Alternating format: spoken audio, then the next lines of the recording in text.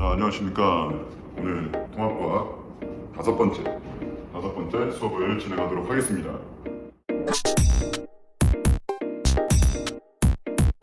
지난 시간에 역학적 시스템과 중력의 작용, 지지난 시간이죠. 그 다음 지난 시간에 중력의 영향에 대해서 우리가 배웠습니다. 그래서 역학적 시스템과 중력의 작용 파트에서는 동전을 수직으로 떨어뜨렸을 때랑 그리고 수평으로 던졌을 때랑 어느 게 더 먼저 떨어지냐 이런 걸 이제 봤습니다. 그리고 중력의 영향 파트에서는 이제 지구 시스템과 그리고 생명 시스템에 중력이 어떤 영향을 끼치는가 이런 걸 이제 봤어요. 그래서 지난 시간에 원래 하려다가 까먹고 안 했는데 여기부터 다시 하도록 하겠습니다. 자연학과하는 물체와 수평으로 던진 물체는 이제 중력을 어느 방향이냐 연직 아래 방향 연직 방향이라고 되어 있는데 정확히는 연직 아래 방향이 맞습니다. 그래서 떨어지는 데 걸리는 시간이 어떻다? 바로 같다라고 볼 수 있겠습니다. 그 다음에 아래로 떨어지는 물체의 속력은 1초에 몇 미터 퍼 세크씩 증가한다 했죠? 9.8 미터 퍼 세크씩 증가한다. 이렇게 볼 수 있겠습니다. 그리고 수평 방향의 속도는 어떻다? 일정하다. 이렇게 볼 수 있겠습니다. 이게 잘 보이나? 확대가 안 되나? 안 되네. 그 다음 두 번째 중력의 영향인데요. 요걸 하기 전에 우리가 요거 되게 중요하다 했습니다. 요거 이거 참 복잡해. 요거 중요하다 했어요. 그래프. 여러분 수행평가 다음 주에 수행평가 할 때도 또 그래프를 그려야 하고 이 그래프가 뜻하는 게 뭔지도 알아야겠죠. 여기가 속력 V 밑에 시간이 타임 해서 이제 T입니다. 속력은 벨로시티 해가지고 V예요. 그래서 수직 속도는 점점 증가하는 즉 등가 속도 운동을 하고 이렇게 된다 했죠. 그 다음에 수평 속도는 일정하기 때문에 그래프 모양이 상수함수꼴 일정한 그래프 모양을 나타낸다. 이렇게 볼 수 있다 했어요. 자, 그럼 이제 두 번째 보도록 하겠습니다.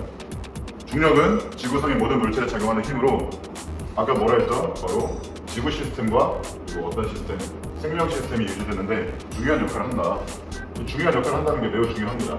그래서 우리가 걸을 때 필요한 힘이 마찰력과 물이나 공기의 작용을 뺄 수 있는 무력 이런 다양한 힘들 이런 것도 중력의 영향을 받는다고 했어요. 그래서 이런 힘이 상호작용하는 시스템을 뭐가 있냐? 그럼 맨 첫 시간에 했어요. 맨 첫 시간 바로 역학적 시스템이다. 이렇게 볼 수 있겠습니다. 밑에 이것도 있어요. 사과 맞히는 거.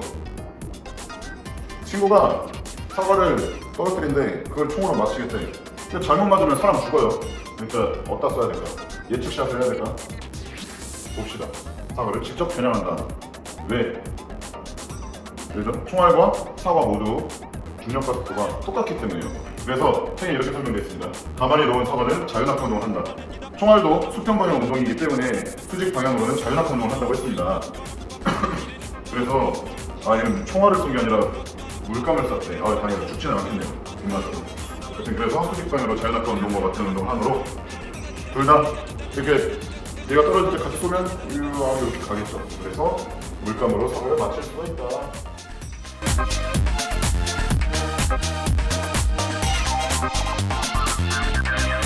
자, 그 다음 이제 오늘 본격적으로 수업에 들어가 보도록 하겠습니다.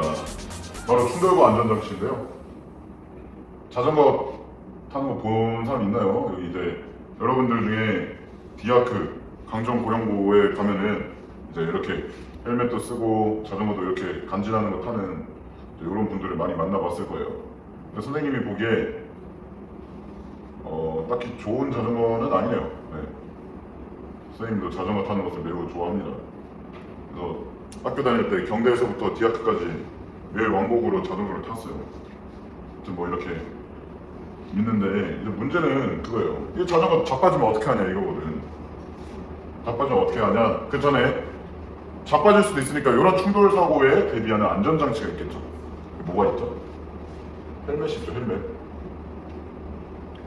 헬멧이나 뭐 에어백 같은 쿠션 역할을 하는 그런 것들이 있습니다.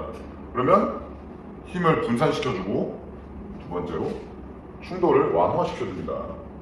우리는 이제 여기 와서 충돌이 무엇인지 어떤 걸 갖다가 충돌이라 하는지 그리고 두 번째로 충돌을 완화시키는 방법은 그럼 무엇인지를 이제 보도록 할 거예요. 우리가 통합과학 할 시간에 우리 학교 옥상에서 자연학화 할 때 땅바닥에 부딪혀서 죽지 않으려면 어떻게 해야 된다 했죠? 밑에 매트리스를 깔아줘야 된다 했어요. 푹신푹신하게 깔아서 하면 이제 자연낙하 실험을 직접 몸소 해볼 수 있었다고 했습니다. 그 파트예요, 그 파트. 그러니까 지금 보면은 책에는 인라인 스케이팅 있고 스키장에서도 사고 많이 나죠. 그리고 제일 흔하게 볼 수 있는 교통사고가 있겠습니다. 교통사고 중에서도 뒤에서 직접 박은, 얘는 충돌이 아니라 추돌이에요, 추돌. 왜냐면 뒤에서 꽁무니를 박았기 때문에 꼬리 출자 써가지고 오른쪽 박스 한번 보도록 하겠습니다.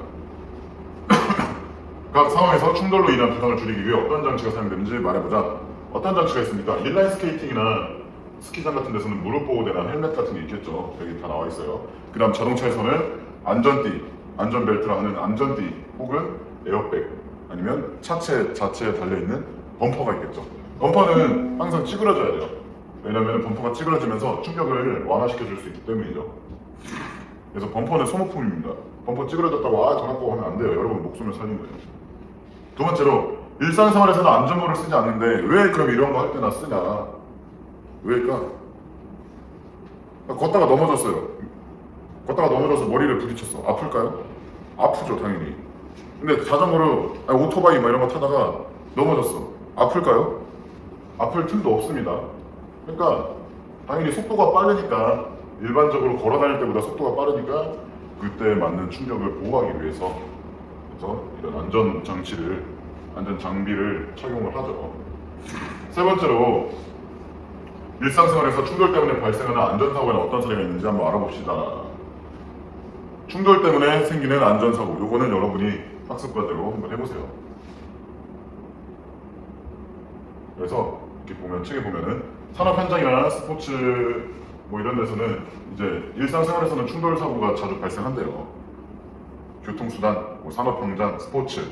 그래서 사고를 예방하는 거 되게 중요하지만 일단은 예방도 예방인데 사고가 일어날 수도 있잖아. 그러면은 그때 그래도 일단 사고가 났다고 해서 무조건 죽는 그런 게 아니라 충격을 완화시켜 줌으로써 그나마 피해를 조금 덜하게 할 수 있는 장치가 필요하다는 거예요. 그래서 산업 현장에서는 안전 이런 거 예시 다 알아야겠죠. 자동차에서는 안전띠, 오토바이에서는 헬멧. 어떻게 보면은 이게 상식적인 것이긴 한데, 그러니까 충돌을 완화시켜주는 장치로서 필요하다는 거, 그거 알아두면 좋겠습니다. 뭐 이런 것들 기본적으로 다 알아둬야 되는 거죠. 보너스 문제 나오면 이제 이런 것들이 나오지 않을까. 그래서 선생님은 생각합니다. 물론 시험 문제 누가 내는지 몰라서 난 모르겠는데, 내가 고등학교 다닐 땐 그랬어. 10년 전 얘기예요. 그래서 이 단원에서는 일상생활에서 발생하는 충돌과 관련된 안전사고, 뭐랑 관련된데 충돌과 관련된 것, 그리고 이 충돌로부터 안전을 지켜주는 장치들의 원리, 안전장치의 원리를 보도록 하겠습니다. 근데 그 전에 여기에서는 물리적으로 중요한 게 너무 많으면서도 어려워서 이 책에서 이렇게 여러분을 한번 이렇게 살짝 떠보는 문제가 있어요. 이 단어의 뜻을 알아요 하면서 이제 힘, 속력, 질량, 운동, 이동거리 하면서 이제 나오는데 떠보는 거. 다 근데 문제는 이거 초등학교, 중학교 때 다 배운 거예요. 이거. 그래서 힘은 물체의 모양이나, 이거 지난 시간 했어요. 물체의 모양이나 운동 상태를 변화시키는 원인. 속력은 물체의 빠르기이면서 이제 몇 초 동안 얼만큼 움직였냐를 값으로 나타낸 거죠. 질량은 물체가 가지고 있는 고유의 값으로 중력이 결국 질량에 따라서 바뀌는 거니까 질량이 클수록 중력이 크면 운동 상태를 변화시키기 어렵다. 관성의 매개체가 되겠죠. 몰라도 돼요. 이거 이따 뒤에 할 겁니다. 선생님이 대학교 들어갈 때 공주대학교 사범대학 면접 문제에서 물리교과 면접 문제가 질량이란 무엇일까요? 이렇게 했는데 그래서 기억이 안 나더라고요. 그래서 뭐였지? 뭐 책에서 본 무슨 힉스 입자를 매개로 하는 뭐저저저 이런 거 했다가 그냥 맞는 말이긴 했거든. 근데 교수님들이 씨 이거 내가 얻으려는 답은 이게 아닌데 이러면서 서로가 당황했습니다. 저는 당황하고 교수들은 황당했겠죠. 그런 기억이 있어서 선생님은 아직도 그 사람들이 묻고 싶은 게 물체가 갖고 있는 고유의 값 요거를 물어보고 싶었을까 아니면 진짜 다른 무언가가 있었을까 잘 모르겠네요. 다음 네 번째로 운동. 물체의 위치가 시간에 따라 변하는 것. 그리고 이동거리. 물체의 운동한 경로를 따라 측정한 거리. 말이 이상해 이거. 물체의가 아니라 물체가겠죠. 물체가 운동한 경로를 따라 측정한 길이, 즉 뭐 S자를 이렇게 움직였으니 이 S자 전체가 이동 거리가 되겠습니다. 이 일직선 가장 가까운 거는 또 따로 나오니까 이거는 이제 물리 원대 하면 돼요. 이렇게 알고, 그래서 오늘 뭐 할 거냐면 이 책 내용을 할 게 아니라 요 파트 거꾸로 수업해가지고 102쪽, 103쪽에 대해서 하도록 하겠습니다.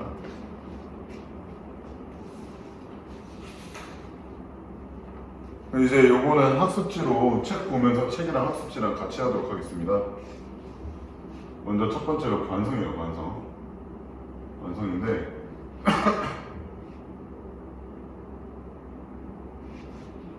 그림과 같이 달리던 버스가 갑자기 정지하면 우리 몸은 어디로 쏠릴까요? 이렇게 타고 가.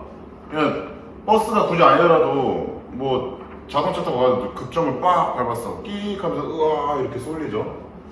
그렇게 우리 몸은 앞쪽으로 쏠리고 정지했던 버스가 갑자기 출발하는데 그럼 어떻게 되겠어요? 뒤로 우와 하면서 뒤로 쏠리죠. 이처럼 모든 물체는 처음 운동 상태를 그대로 유지하려는 성질이 있는데 이런 성질을 바로 관성이라고 한다라고 나와 있습니다. 그래서 물체에 힘이 작용하지 않으면 정지해 있던 거는 계속 정지해 있으려고, 운동하려고 하는 거는 계속 운동하려고 하는, 즉 어떤 운동이냐, 여기서는 이제 또 등속 직선 운동을 하게 되겠죠. 그래서 이때 이러한 성질을 갖는다라는 것을 이제 관성의 법칙이라고 한다고 선생님이 이미 그때 그 동전 튕기기에 관해서 수평 운동 설명할 때 이미 관성에 대해서 얘기를 했어요. 힘이 일정하게 계속 작용하면 등가속도 운동을 하고, 힘이 처음에만 딱 작용하면은 외부에 힘이 없기 때문에 등속 직선 운동을 한다라고 했었는데, 요거 이제 바로 관성의 법칙이라고 합니다.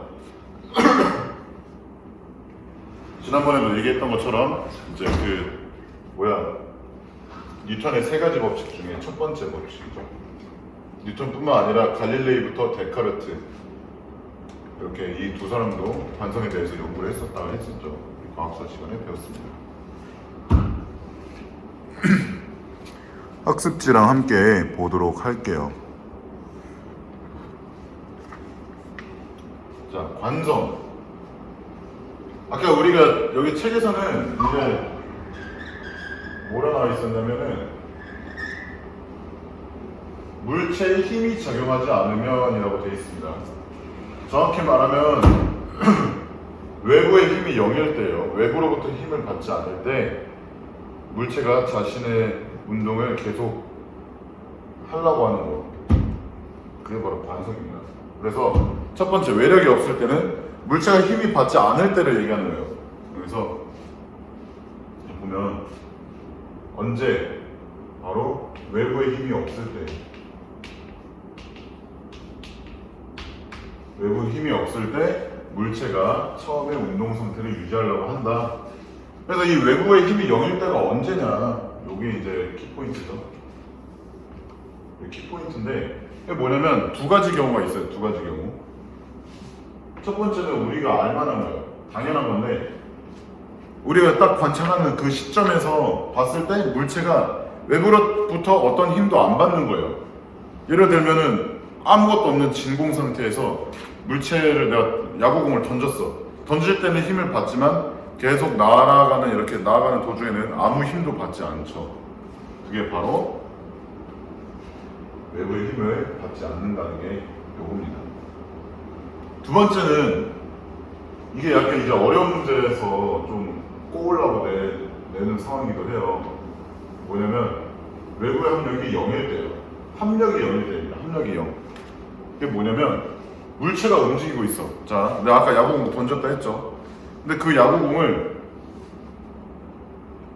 날아가는 야구공을 이렇게 양쪽에서 잡아당긴다고 한번 생각을 해봅시다. 똑같은 힘으로 정확히 잡아당기고 있어요.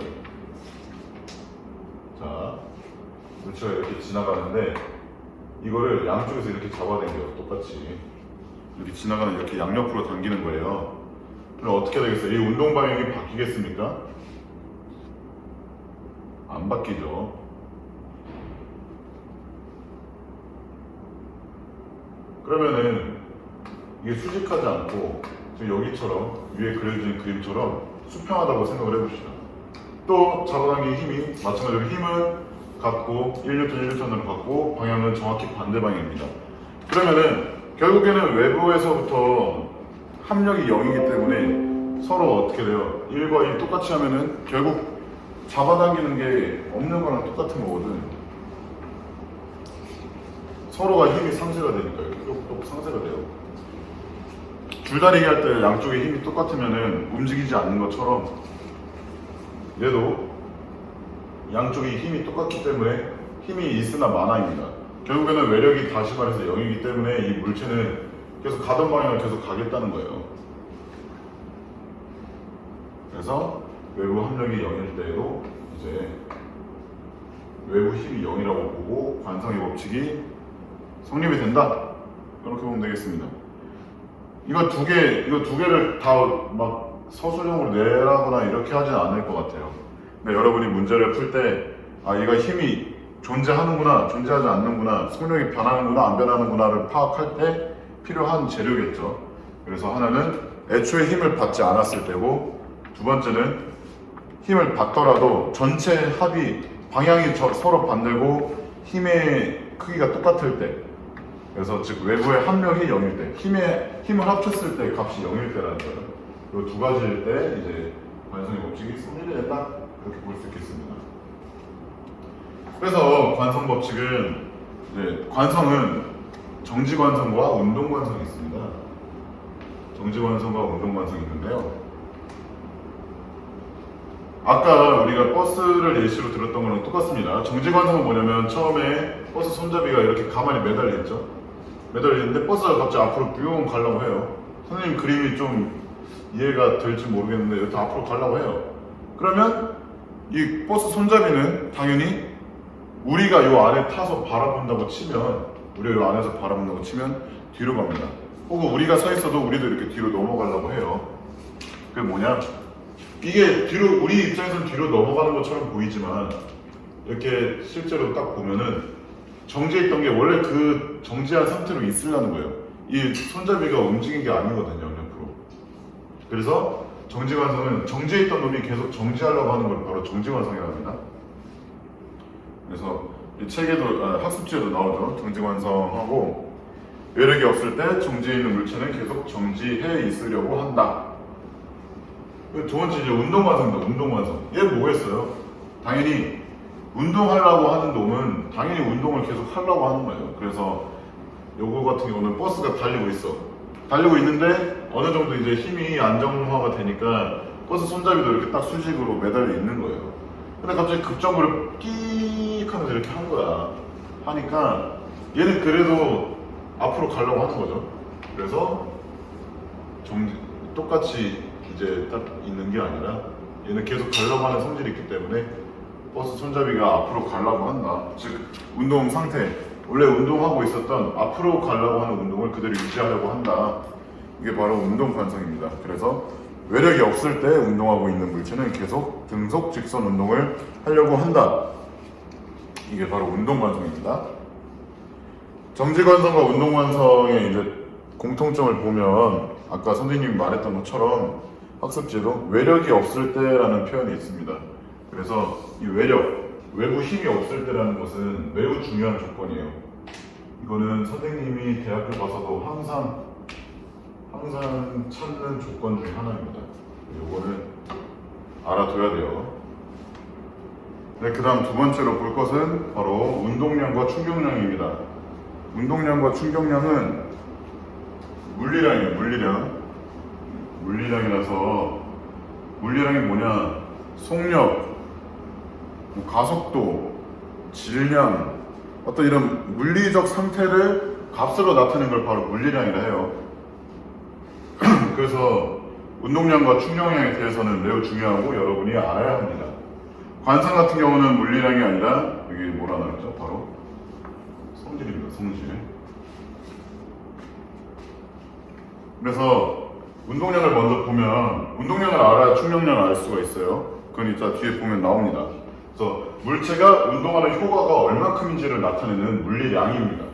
그래서 운동량은 질량 곱하기 속력으로 나타내는데요. 단위는 킬로그램, 당연히 질량이 킬로그램이니까. 그리고 미터 퍼 세크. 속력이 미터/세크가 기본 단위이기 때문에 킬로그램 곱하기 미터/세크로 나타냅니다. 이게 바로 운동량 P예요. 수식으로 풀어서 쓰면은 P는 그냥 스몰 P예요. 스몰 P, 소문자 P. 그냥 MV 이렇게 되겠습니다. 이건 매우 많이 써요. 나중에 에너지 보존 법칙 뭐 이런 거 할 때부터 운동량 들어가고 상대성 이론 이런 거 알라고 해도 다 운동량 들어가고 해요. 아인슈타인의 유명한 MC 스퀘어 같은 것도 다 운동량으로부터 비롯된 거죠. 그래서 여기서 말하는 운동하는 효과가 뭐냐? 운동한 효과가 뭐냐면 효고가 아니라 효과입니다. 효과가 뭐냐면 한번 봅시다. 여기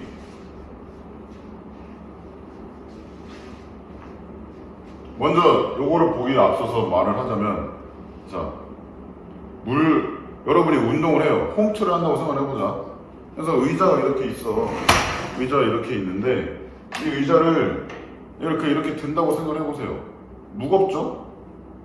무거운 거를 이렇게 느리게 하나, 둘 이렇게 했을 때랑 빠르게 우와 하면서 100번을 똑같은 시간에 하는 거야. 아니면은 이 의자를 10개를 한 번에 겹쳐가지고 뭐 이렇게 하는 거예요. 들었다 놨다. 어느 게 운동하는 효과가 크냐 라고 물어볼 수가 있어요. 그런 것처럼 무겁거나 아니면 속력이 빠르게 운동을 했을 때 그때 바로 운동의 효과가 크다라고 얘기를 합니다. 운동을 이렇게 운동한 효과가 큰 거지. 무거운 거 들수록 그리고 더 빨리 할수록 그러면 운동의 효과가 크다 이거예요. 그래서 보면 이렇게 두 개로 분류할 수가 있겠는데요. 첫 번째는 질량입니다. 질량. 반사 때문에 보일지 안 보일지는 모르겠지만 불을 끌 수가 없는 상황이에요. 그래서 그냥 이제 잘 확대해서 볼 수 있도록 합시다. 서 있어. 그냥 서 있는데 여기서 뭐 상희쌤이 서 있다 할까? 상희쌤이 이렇게 서 있어요. 근데 이제 뒤에 돌이 굴러와. 그러니까 이거 뛰어야겠구만 하고 엄청 뛰어요.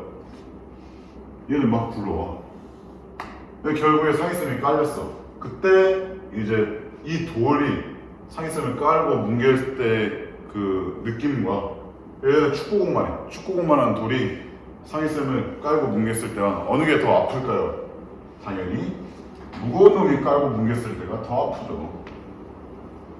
왜냐하면은 아까 선생님이 말했던 것처럼 운동량은 질량 곱하기 속력이기 때문에 질량이 크면 당연히 운동량이 높아질 수밖에 없어요. 커질 수밖에 없어요.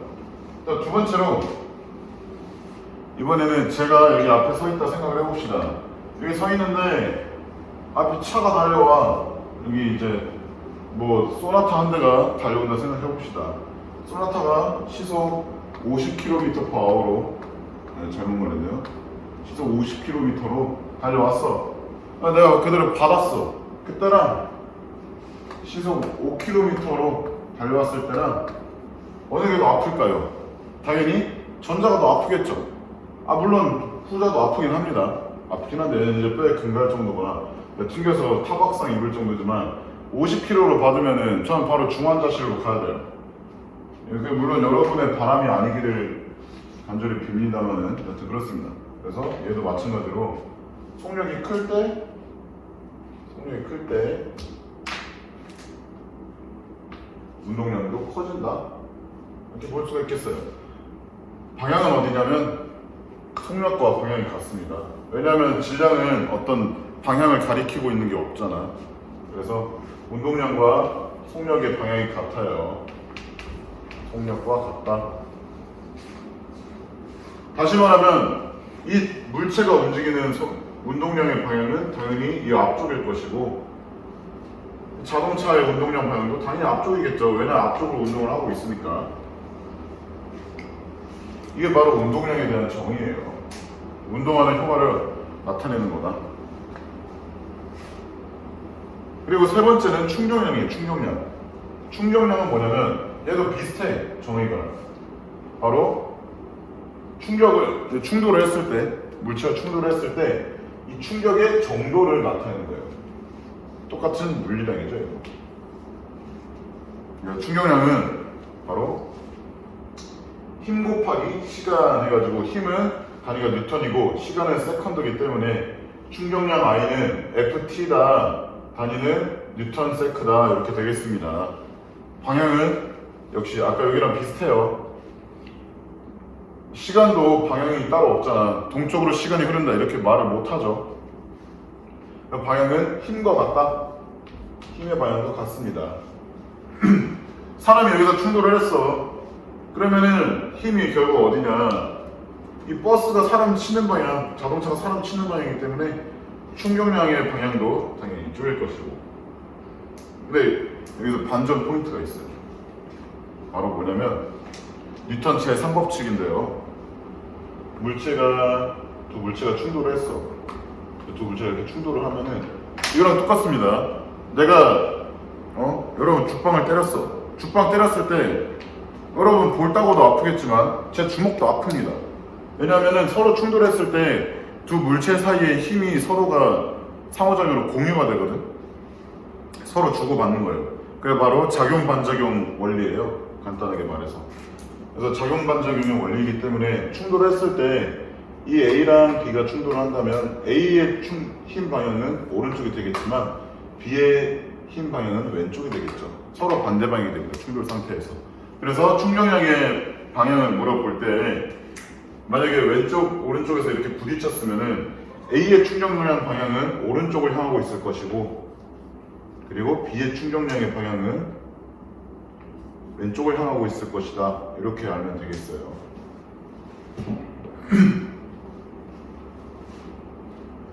그래서 이제 보면 한번 볼까?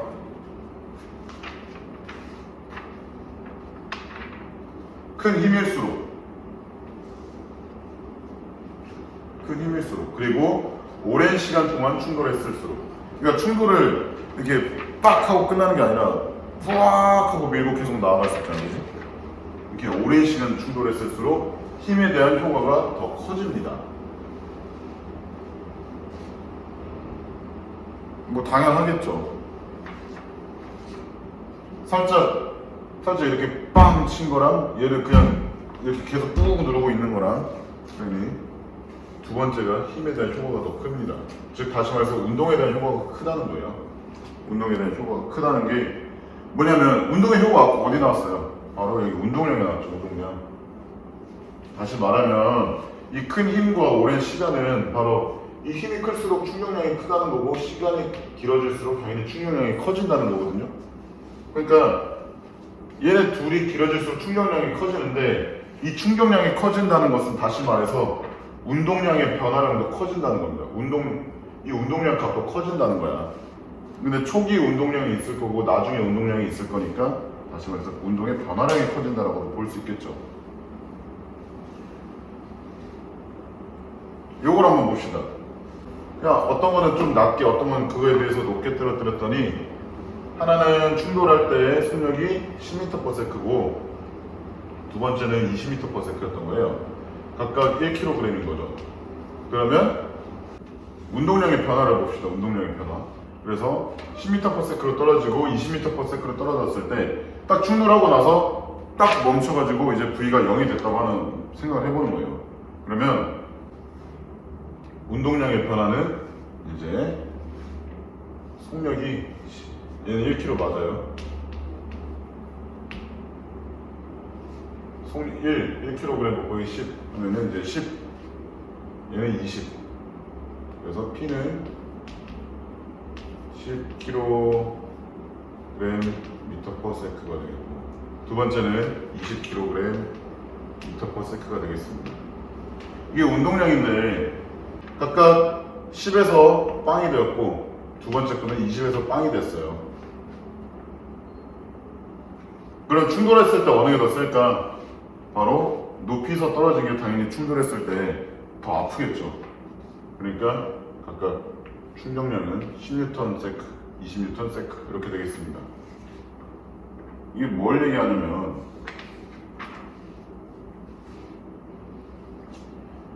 충격량은 물체가 이렇게 운동하는 물체를 정지시키게 되면은, 아까 운동량이 운동하는 효과를 나타내는 거라 했으니까 운동량보다 충격량이 같거나 더 커야 돼요.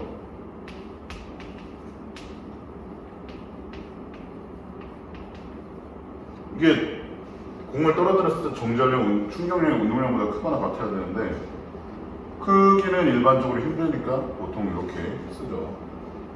원래는 충격이 더 큰 상황도 많이 있습니다. 그래서 이거를 수학적으로 다시 나타내면 충격량은 운동량의 변화로서 이제 처음 운동량 빼기 나중 운동량, 그러니까 I는 P2 빼기 P1으로 볼 수 있다는 거죠.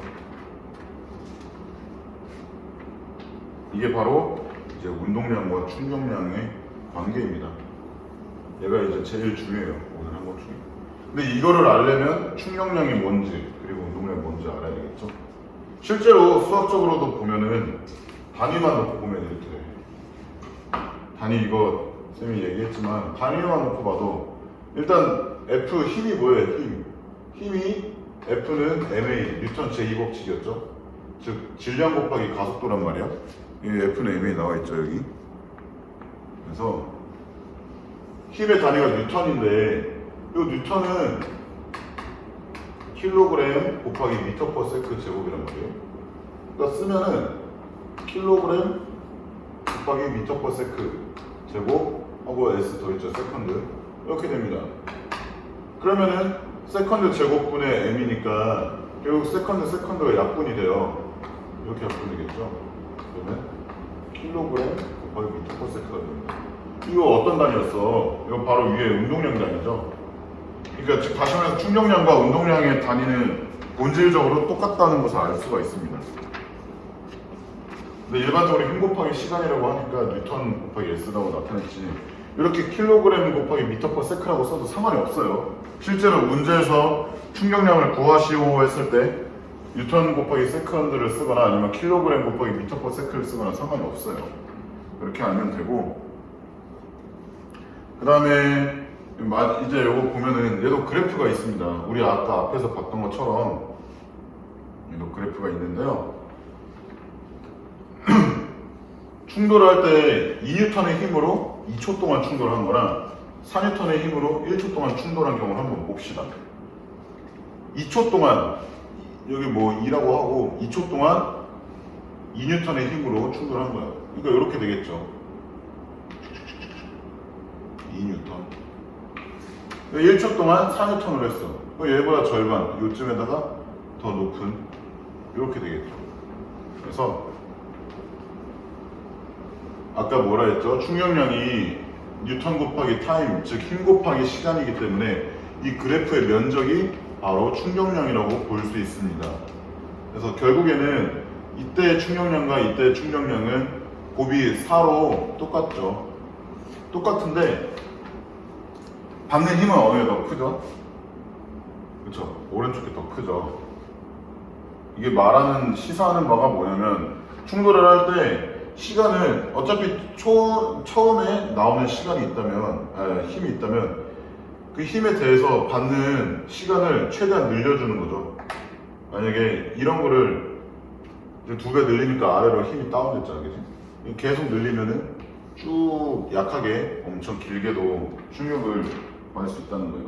즉 충돌 시간을 늘리면 충돌했을 때 받는 충격력, 또 충격력이 작아진다. 반대로 충돌했을 때 시간이 매우 짧다. 뭐 딱딱한 바닥에 공이 튀긴다든지 이런 것들 있죠. 그럴 때는 충격력이 매우 커집니다. 왜냐하면 시간이 짧으니까. 시간이 짧으면 어떻게 돼요? 요 그래프를 짜부시키면은 이게 위로 뿅 튀어나오죠. 이렇게. 이런 느낌으로 보면 되겠죠. 그래서 힘은 이때 충격력은 시간분의 충격량이 되겠죠. 여기에서부터 나오는 거예요. 요거 양변에다가 시간 나오는 거예요. 단지 이제 여기서 말하는 F는 뭐냐면 이때 F는 초기의 힘이 아니라 충돌했을 때의 받는 충격력이에요. 요거 잘 알아야 돼요. 헷갈릴 수 있는데 헷갈릴 수 있으니까 선생님이 여기다가 FI라고 써줄게요. FI. 충돌할 때 힘, 그래서 충격력이에요. 충격력은 그래서 T분의 I가 되겠고 이때 I 충격량은 아까 뭐라 했죠? 바로 운동량의 변화라 했습니다. 운동량 변화, 이거 P2 빼기 P1 이렇게 할 수 있어요. P 운동량은 뭐라 했죠? 바로 질량 곱하기 속력을 했습니다. 그래서 P2는 MV2 빼기 MV1, 즉 다시 말해서 이제 질량이 똑같고 물체 속력이 달라질 때 20m/s까지 빨라졌다가 여기서 0이 됐을 때 하면은 초기에는 20m/s였지만 나중에는 V0 되죠. 이런 것처럼 볼 수 있겠습니다. 그래서 요거 이제 T분의 M으로 묶으면 T분의 M 곱하기 V2-V1이 이제 뭐 충격량이 되겠는데, 여기까지는 뭐 몰라 같아도 요거 정도는 알자. 그 정도는 알자. 이렇게 되겠습니다. 자, 그러면은 마지막으로 하나만 볼게요. 뭐냐면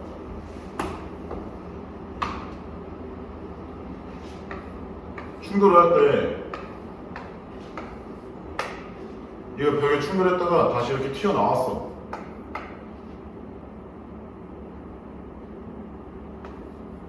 뭐 2N짜리가 5m/s로 충돌을 한 거예요. 그래 나왔더니 2m/s가 된 거야. 똑같이.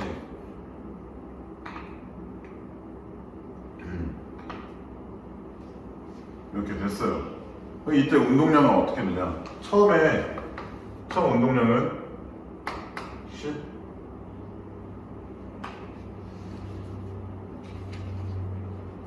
잘못 썼네요. 단위를 알아야 이렇게 문제의 오류를 바로바로 체크할 수 있습니다.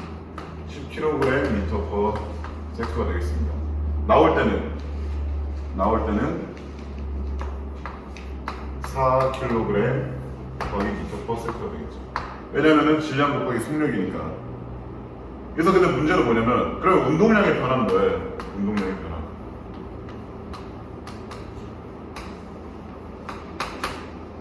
10 빼기 4 하면 안 돼요. 왜냐면 방향이 반대 방향이라서, 반대 방향으로 됐을 때는 앞에 마이너스가 붙습니다. 그래서 정확히 말하면 우리가 오른쪽 방향을 플러스로 잡았을 때, 양수로 잡았을 때 왼쪽으로 튀겨져 나오면 음수이기 때문에 얘는 10, 얘는 이제 운동량 마이너스 4 이렇게 잡아야 돼요. 그래서 10 빼기 4에서 10 더하기 4 해서 14가 되겠습니다. 이게 바로 이제 정확히 말하면 14kg/m고 이게 결국은 충격량의 크기라고 볼 수 있죠. 이거는 약간 심한 부분인데 뭐 다른 문제 같은 거 볼 때 이런 경우도 나올 것 같아서 약간 응용해서 한번 풀어봤습니다. 여기까지 오늘 관성과 운동량, 충격량에 대해서 배웠는데요. 밑에 빈칸은 뭐 다음과 같습니다. 운동량의 크기는 물체 질량과 속력의 곱, 속도의 곱, 운동량의 방향은 속도의 방향과 같다. 다 했어요 이거. 충격량 역시 힘과 충돌 시간에 각각 비례하고 방향은 힘의 방향과 같다. 그래서 운동량과 충격량의 관계는 운동량이 클수록 충격량이 더 커야 멈출 수 있다. 충격량은 운동량의 방어량과 같다라고 볼 수 있다는 거예요. 같은 충격량을 받아도 아까 마지막에 말했던 것처럼 충돌하는 시간을 늘리면 받는 힘을 줄일 수 있다. 이렇게 되겠습니다. 오늘 여기까지 5차씩 충돌과 안전장치를 하기 위해 선수 학습으로 먼저 물리에 대한 것만 싹 다 배운 거예요. 요거를 바탕으로 우리가 이제 다음 시간에는 충돌과 안전장치 파트 전부 다 하도록 하겠습니다. 네, 지금 고생했습니다. 안녕.